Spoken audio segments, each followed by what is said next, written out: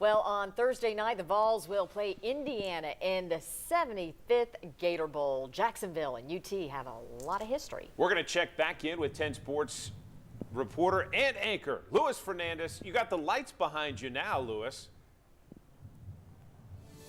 Yeah, John, Robin, we're having a fun time down here in Jacksonville, and it's kind of got me in like a storytelling spirit. So let's go ahead and turn back the clock to say a little more than 60 years ago, December 28th, 1957, Tennessee played in its very first Gator Bowl right here in Jacksonville, Florida. The circumstances around this game were pretty wild, but don't take it from me. Let's just talk to the players who were on the field.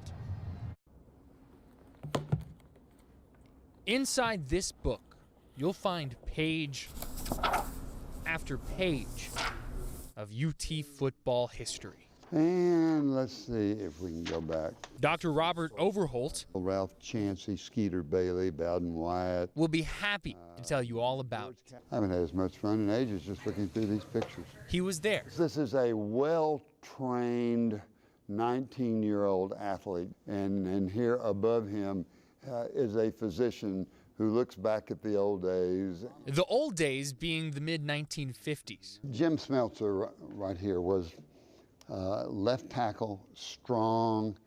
My name is Jim Smeltzer.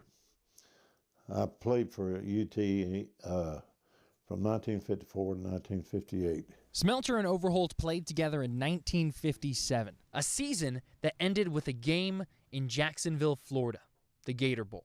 First place, this is not a normal game. Vol football historian Tom Mattingly is right. It was Tennessee's first trip to the Gator Bowl. The team faced off against Texas A&M with the reigning Heisman Trophy winner John David Crow and future six-time national champion coach Bear Bryant in his final game before joining Alabama.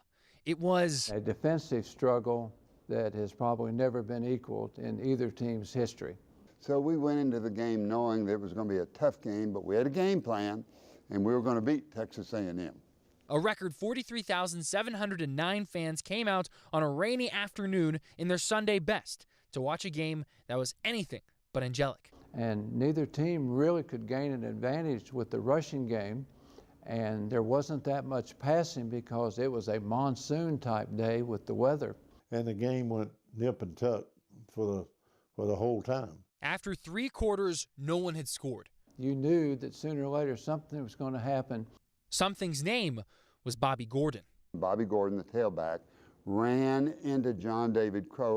Bobby thought he was going to run over Crow, and Crow hit him and it knocked Crow out. And they just collided with a ferocious noise. Gordon held on to the ball, and head coach Bowden Wyatt, for the first time all year, put the game on the foot of Sammy Burklow. Sammy Burklow came in and kicked his only field goal of the 57 season, his only field goal while he was at Tennessee, and his final score was 3-0. And some people consider that boring, but us historians of Tennessee football thought it was a classic. Overholt's career came to an early end because of knee injuries.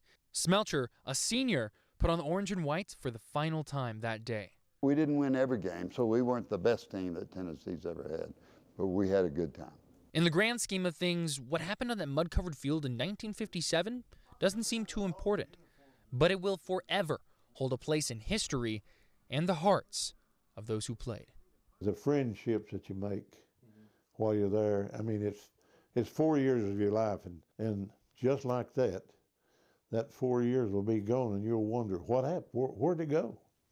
My experience at UT, I wouldn't trade it for anything.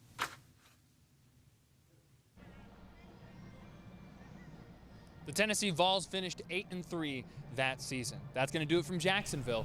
I'll send it back to you. Thank you for that history lesson. Thanks, Lewis. We'll be right back.